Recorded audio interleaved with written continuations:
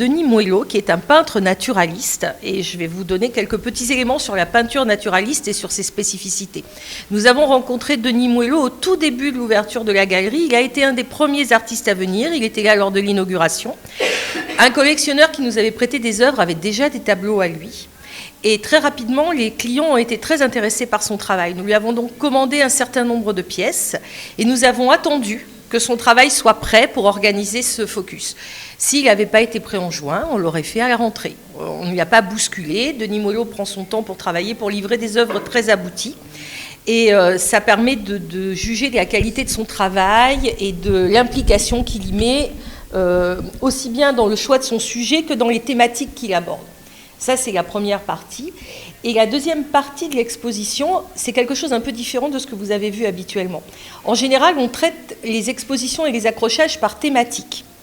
Récemment, vous aviez la collection privée de M. Pélissier. Avant, vous aviez eu la thématique animalière.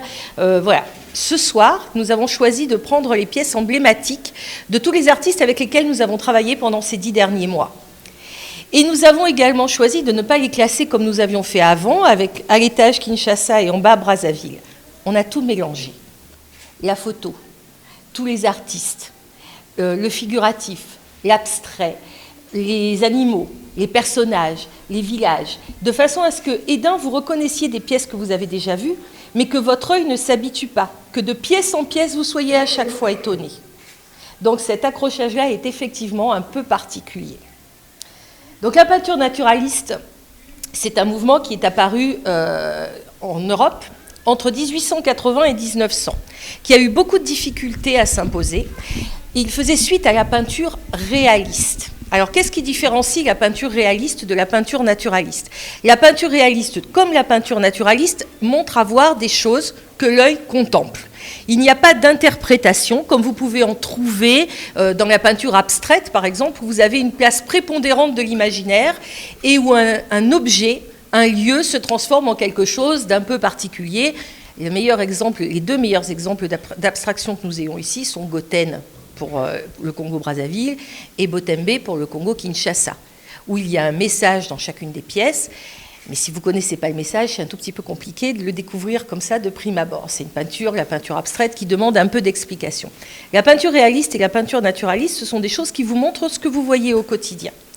La peinture réaliste va peindre des fleurs, des animaux, des maisons, des paysages, des scènes de vie, mais sans insister de manière particulière sur les gens et sur le travail. La peinture naturaliste, en général, se focalise sur des scènes de travail, de vie quotidienne. Vous allez trouver dans la peinture naturaliste des représentations de personnes qui sont en action. Vous allez trouver des visages de gens qui vont être heureux ou malheureux, des mains qui vont être déformées par le travail ou au contraire qui vont être toutes fines. Vous allez trouver des scènes de religion, mais des choses très différentes de ce que vous trouvez dans la peinture religieuse, où par exemple, l'exemple même de la peinture religieuse étant le plafond de la chapelle Sixtine, vous n'allez pas trouver du tout cette atmosphère-là dans la peinture naturaliste. La peinture naturaliste vous donne à voir la société, et notamment les gens humbles, quelquefois les pauvres. C'était le cas beaucoup en Europe, où vous aviez énormément de peintures naturalistes qui dépeignaient des gens qui étaient dans la misère. Ici, la peinture naturaliste de Denis Moello vous donne à voir des scènes de vie quotidienne du Congo. Dans son enfance, il a été obligé de partir de Brazzaville et il a dû se rendre à Sibiti chez sa grand-mère. Il y a vécu un certain nombre d'années et là-bas, il a été très très impacté par ce qu'il a vu et par ce qu'il a vécu. Donc ce que Denis Moello vous donne à voir au travers de la majeure partie des œuvres qui sont exposées ici, c'est la vie à la campagne, au Congo. C'est à la fois une œuvre de mémoire pour les gens qui sont ici au village, qui ont grandi là-bas. Vous allez reconnaître des choses que vous avez vues, mais c'est naturaliste et non pas réaliste parce que chaque scène est une scène de travail de gens humbles. Pas pauvres, humbles, qui sont chez eux, qui sont dans leur environnement, qui pêchent, qui chassent, qui sont à l'intérieur de la maison, avec souvent, vous le verrez, des visages qui sont soit de dos, soit avec une expression neutre ou un peu fatiguée, parce que la vie humble à la campagne. C'est difficile. Ça l'est tout autant en France d'ailleurs, ça l'était tout autant en France que ça l'est au Congo. Autant dans sa peinture naturaliste, le doute n'est pas permis, autant dans le cadre de son expression artistique et abstraite, il y a beaucoup plus de questions. Voilà. Donc ça, c'était pour la partie de Denis Mouellot. Pour la partie du reste de l'accrochage, j'espère que vous allez prendre le temps de passer d'une pièce à une autre pour vraiment avoir ce choc que nous avons recherché.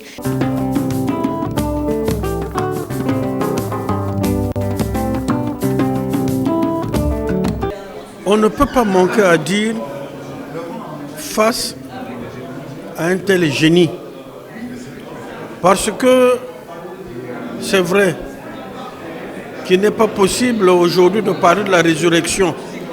Mais si Picasso pouvait ressusciter, il comprendrait que non seulement le talent a existé en son temps, mais le talent existe encore aujourd'hui. Ils doivent en être fiers de ces pépinières. Ils doivent en être fiers parce que lorsqu'on voit la qualité de l'art qui est produit par nos propres artistes, on se dit pourquoi ces talents sombrent toujours dans l'obscurité alors qu'ils peuvent participer à des compétitions même au niveau international. Par contre, je trouve qu'il y a beaucoup de progrès dans ce qui est réalisé au Congo, que ce soit par l'artiste qui expose ce soir ou par l'école de peinture de Poto Poto. Je pense que ces expositions les motivent pour justement essayer de faire encore mieux à chaque fois. Donc oui, je pense qu'il y a de gros progrès qui sont faits. On est peintre, oui, et on sait apprécier le travail des autres. Denis Mouellot, c'est un peintre réaliste qui connaît bien faire son travail.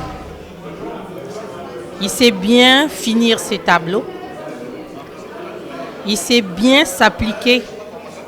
Et je ne peux que lui dire chapeau. Car il a fait un bon travail. Vous remarquerez que par mes tableaux, que l'artiste Denis Mouellot a une main méditative et très lente. Ça signifie qu'il prend tout son temps pour réaliser ses tableaux. Bon, ce que je veux dire par là, c'est que je soulève là une thématique très importante, l'exception culturelle. Actuellement, vous remarquez qu'il y a une tendance à l'uniformisation de la civilisation et de l'art. Depuis l'époque Picasso, je crois que dans les années 1900-1910, il y a la tendance abstraite qui a émergé. Alors, tous les peintres délaissent ce qui est essentiel pour se conformer à la mode entre guillemets, donc qui est l'abstrait. Alors, Denis Mouellot se rend compte que la culture africaine est tellement riche, et la culture africaine en général, et congolaise en particulier, est tellement riche qu'il faut la pérenniser, qu'il faut la matérialiser à travers les œuvres d'art. Donc les œuvres de Denis Mouellot sont teintées de beaucoup de nostalgie. Les œuvres de Mouellot constituent en elles-mêmes une espèce de musée de conservation. Donc cette beauté-là, le flambeau de la beauté de la culture africaine ne doit ni ne peut s'éteindre. Car l'idéal de celui qui a reçu est de transmettre à son tour. Imaginez un peu l'uniformisation de la culture, la mondialisation. Un Africain, par exemple, qui est né aux États-Unis, qui n'a jamais connu la tradition de la culture africaine, mais devant les œuvres de Denis Mouellot, il s'est fait une idée.